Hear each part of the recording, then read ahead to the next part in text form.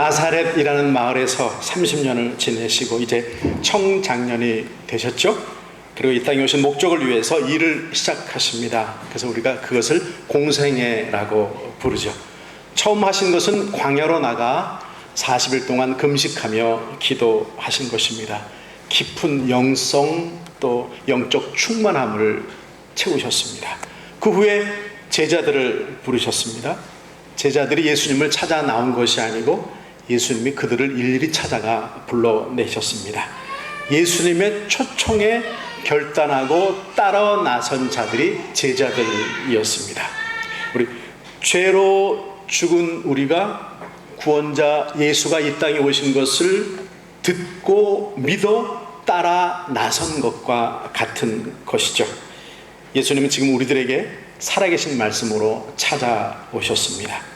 그것을 믿고 따르느냐는 나의 믿음의 의지에 달려있는 일이죠. 예수님은 산에 오르셔서 자신을 따르는 사람들과 제자들에게 첫 말씀을 주십니다. 이것이 오늘 읽어주신 말씀이죠.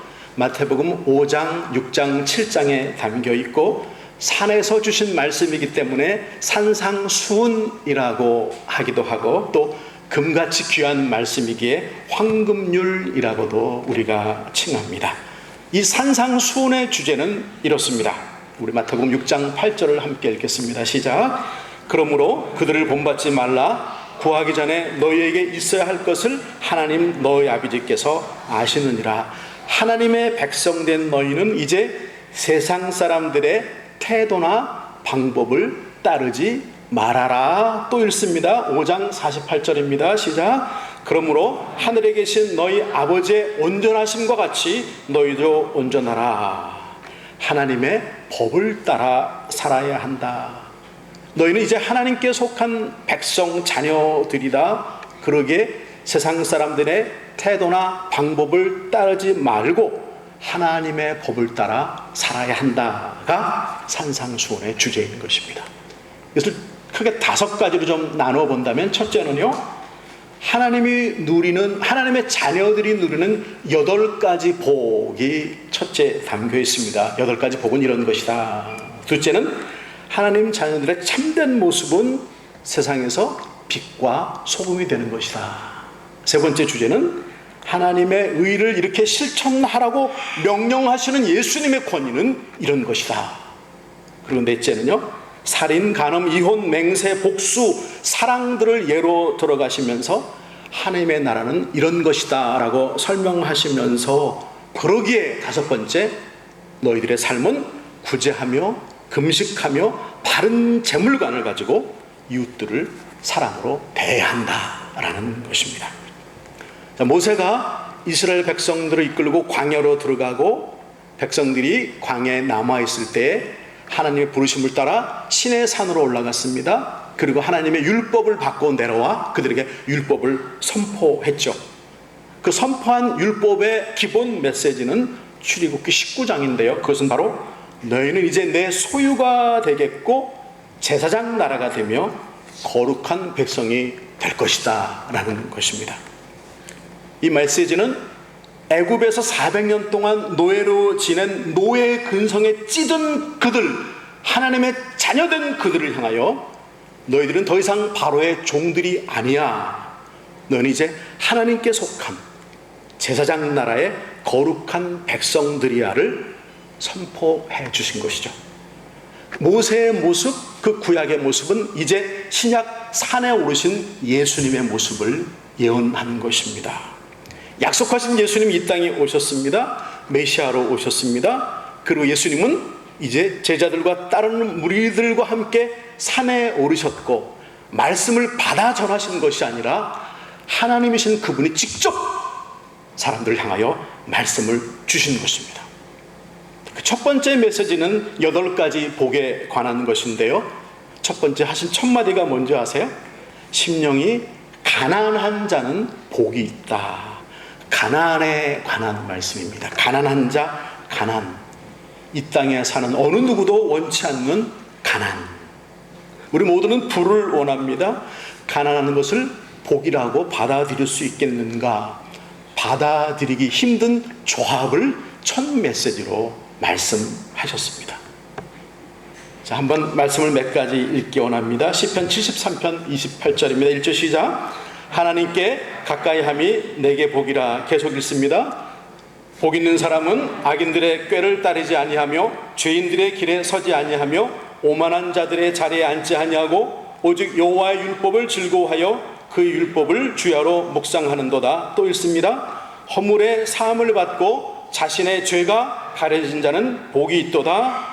하나님께 가까이함이, 계속 읽겠습니다. 시작.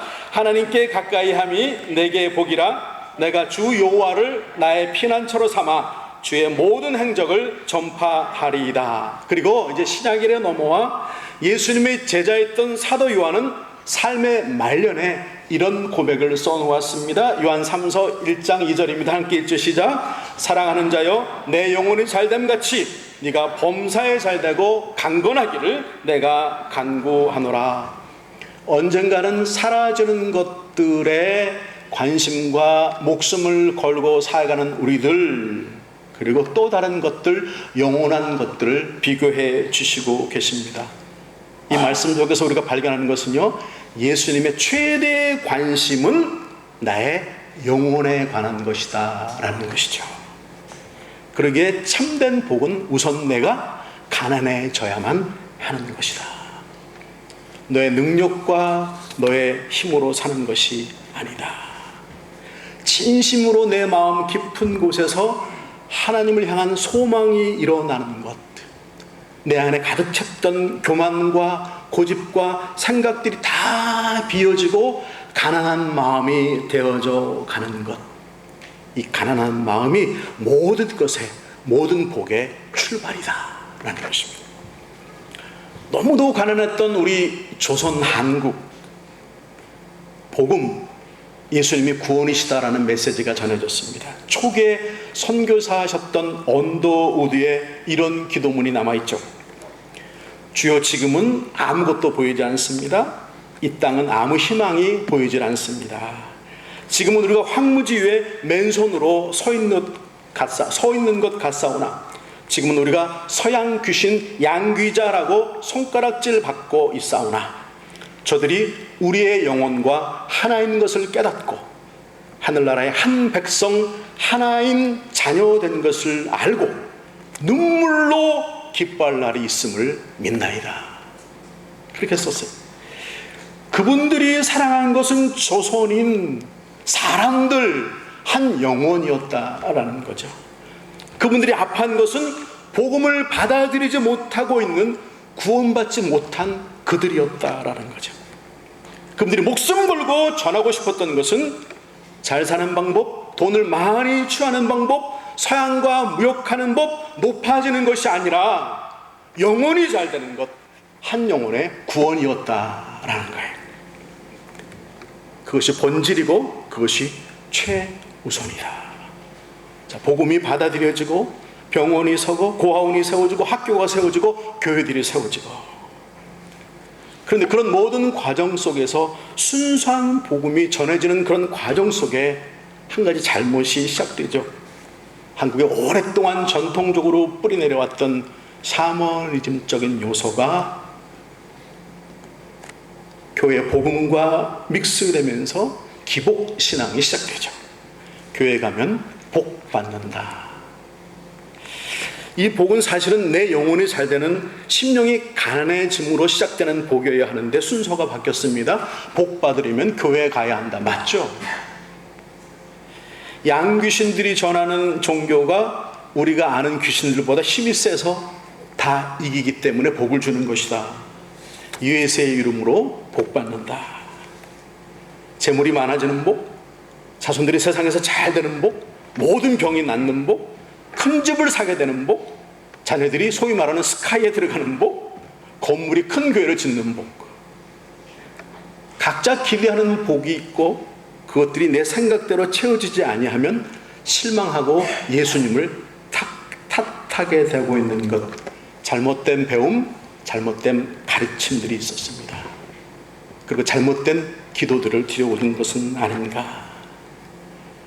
그래서 교회와 예수 믿는 사람들이 세상 사람들의 손가락질을 받게 되었습니다. 그러니까 창피해서, 아니 어쩌면 내 마음대로 살고 싶어서 예수 믿지 않는 것처럼 살아가고 있는 것은 아닌가.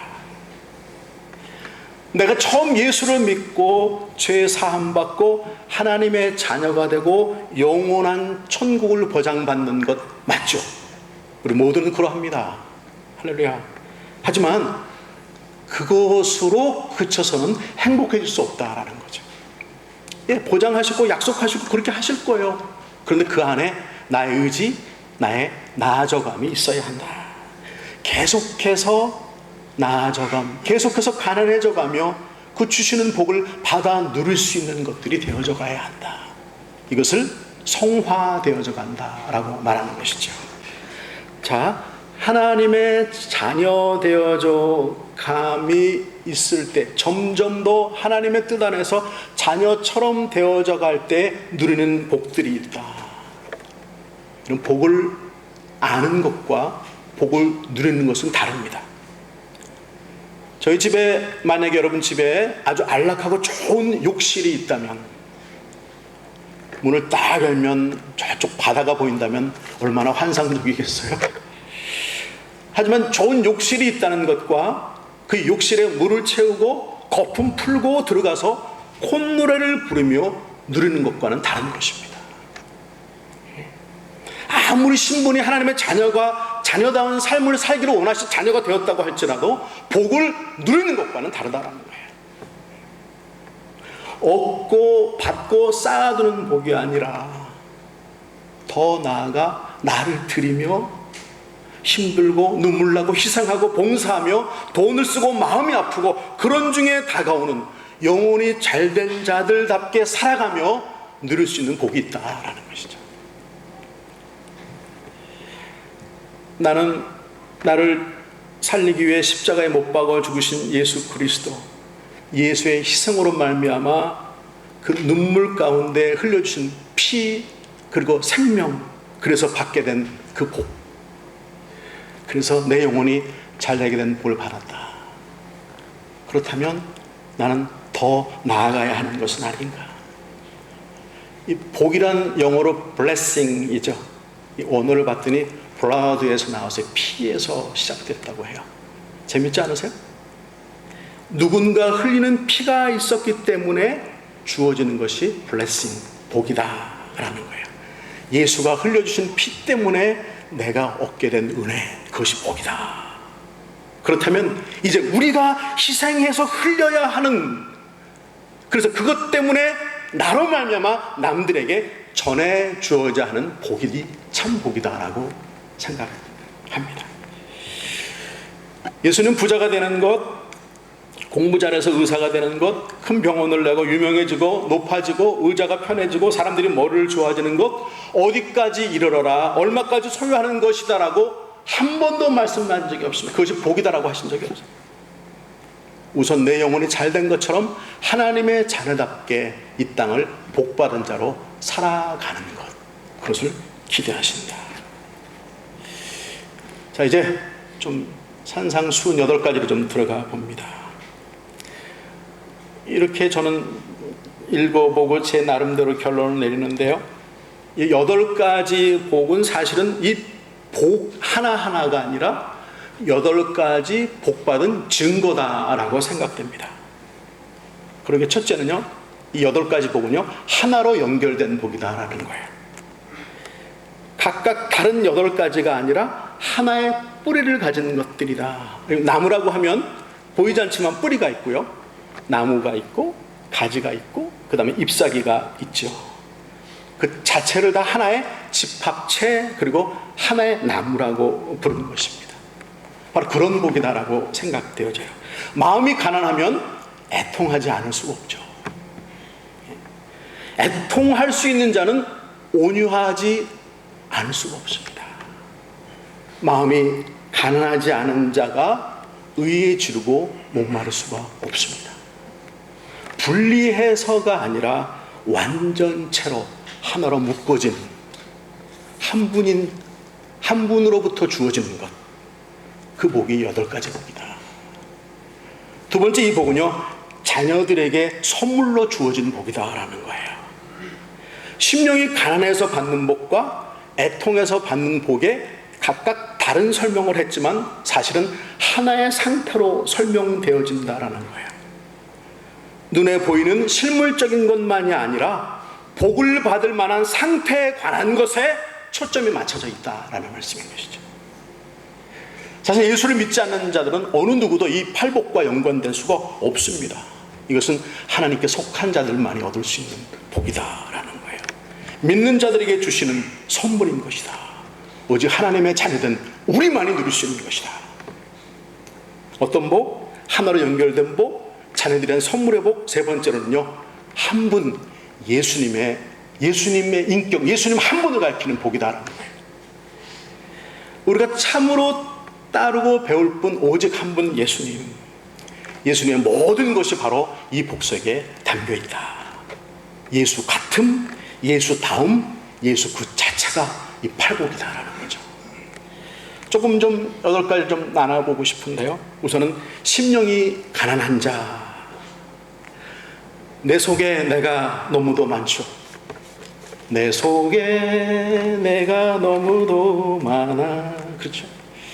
너무 복잡하고 거북합니다. 거북해. 내 영을 비워야 가난해진다. 비워버린 내 속에 하나님으로 가득 채우는 것.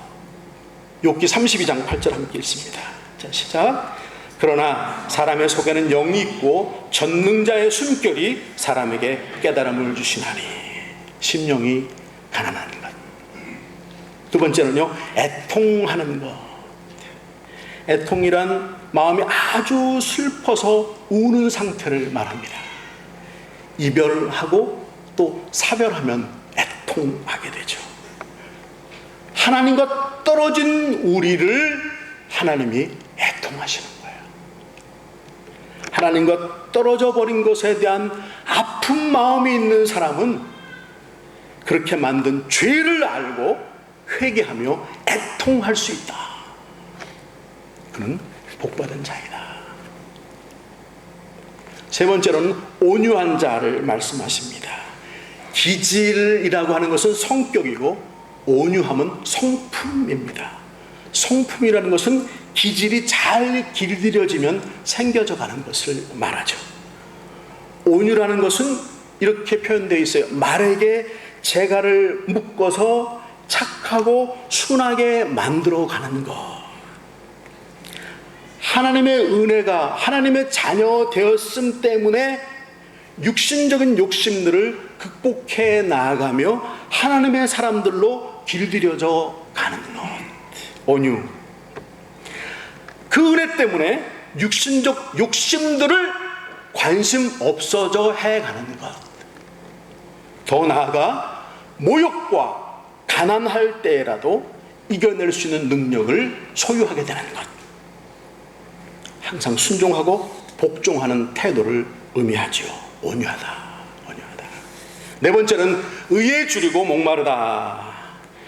육체적인 배고픔이란 사실은 가장 낮은 차원의 배고픔을 말하는 거죠. 진정한 배고픔은 하나님의 말씀을 듣지 못하기 때문에 겪는 영적 기근을 가리키는 것입니다. 의에 줄이고 목마르다라는 것은 하나님의 자녀가 되었다면 당연히 갖게 되는 영적 욕구인 것입니다. 의와 진리에 대한 목마름이 우리 가운데 있느냐. 다섯 번째로는 긍휼히 여긴다라고 하십니다.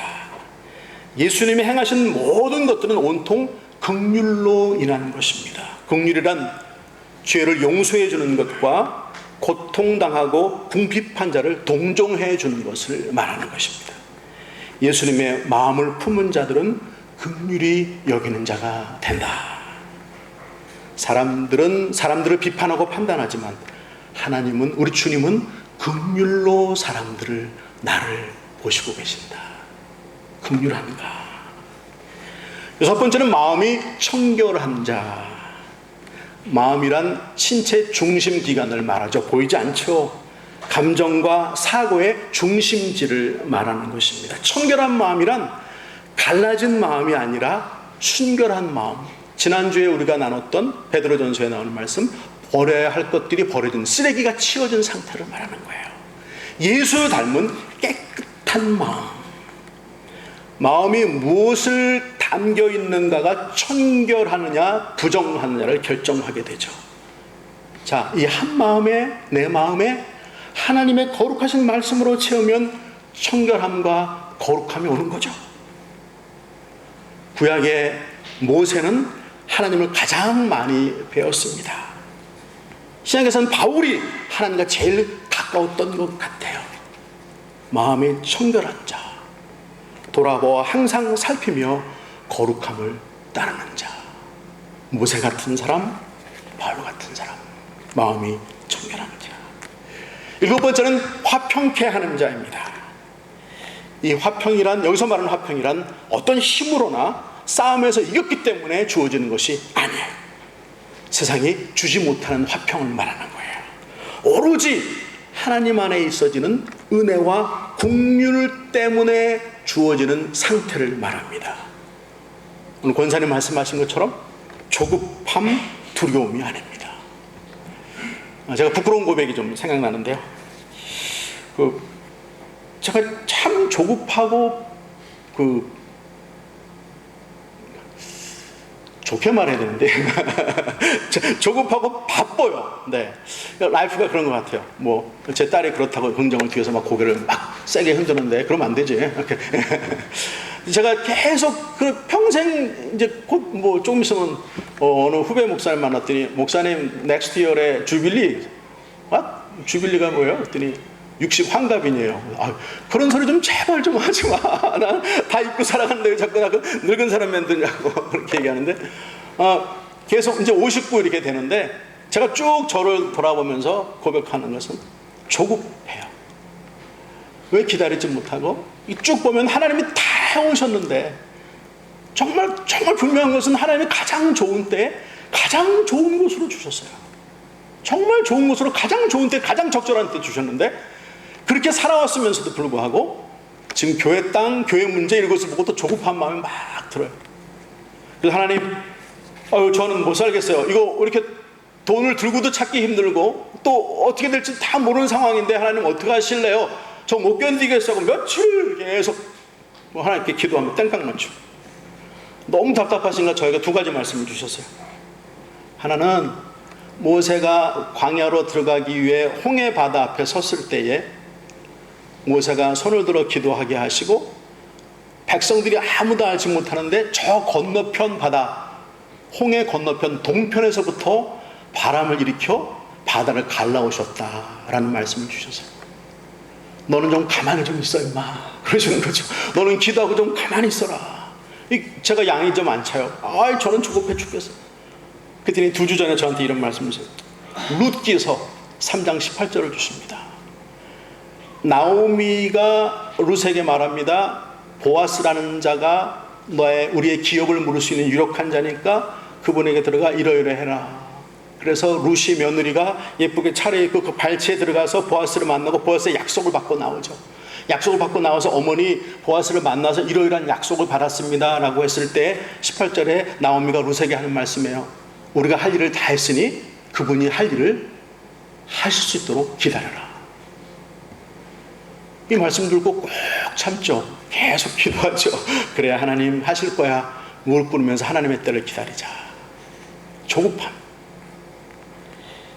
제가 이런 사람입니다. 말씀 없으면 못 사는 사람인데요. 조급함. 조급함과 두려움이 아니라 화평한다는 말씀은 하나님께서 주어주시는 것. 네. 화평을 얻은 자가 평강을 누린다라고 되어 있죠. 화평케 하는 자는 평강하게 만드는, 하나님과 관계 회복이 이루어졌기 때문에 그 평강을 가지고 사람들과의 관계를 이어나가는 진정한 평화의 사람이 될 수 있다. 화평케 하는 자. 마지막 8번째는요, 의를 위하여 핍박을 받는 자라고 되어 있습니다. 세상은 내가 하나님의 자녀임에도 불구하고 나를 항상 죄에 젖게 만들죠. 돌아서면 운전할 때도 죄 짓고, 조금 더 양보해 줄 걸, 뭐 이렇게 다투나, 조금 더 빨리 피해 줄 걸, 그냥 웃어 줄 걸, 뭐 이렇게 매 순간에 죄덩어리인 저를 발견합니다. 죄덩어리. 우리가 다르게 살아야 하기에, 그래서 다르게 살려고 노력하면 나를 가만히 버려두지 못하는 사탄. 자, 더 나아가 내가 하나님의 자녀답게 살려고 하면 더 큰 핍박이 오기도 하죠. 예수 믿는 것 때문에 죽는 거예요. 사자굴에 가두고 돌로 나를 칩니다. 스데반 집사님은 돌에 맞아 죽어요. 제자들이 다 그렇게 의를 위하여 살려고 했기 때문에 다 죽은 거예요.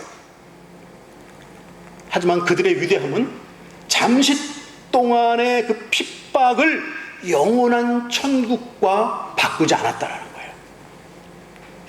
천국을 믿기 때문에 성령님의 도우심을 구하며 온몸이 불에 타가고 자신이 타는 것을 느껴가며 죽는 거예요. 돌에 맞아서 고통을 받으며 죽어가는 거예요. 사자 찢김을 받으며 죽어가는 거예요. 거꾸로 매달려 칼로 목을 쳐가는 것을 보며 자기가 알며 죽어가는 거예요. 그리고 그들은 생명, 예수를 외쳤다라는 거죠. 말씀을 정리합니다. 예수님이 산에 올라가 처음으로 주신 황금 같은 메시지 8가지 복, 그것은 바로 우리가 따를 예수님이셨다라는 거예요. 마음이 가난하셨고 늘 슬피 우셨고 항상 온유하셨으며 옳은 일에 굶주리셨고 모든 이들을 불쌍히 여기셨고 깨끗하셨고 평화가 가득하셨고 그리고 결국은 옳은 일에 목숨을 바치신 분, 하나님의 자녀, 우리가 누릴 복, 이미 복받은 자답게 예수님을 본받아 성령의 도우심으로 이 세상을 빛과 소금처럼 살아가시는, 산상수훈을 이루어 나가시는 저와 여러분 모두가 되시기를 주님으로 축복합니다. 우리 기도하겠습니다.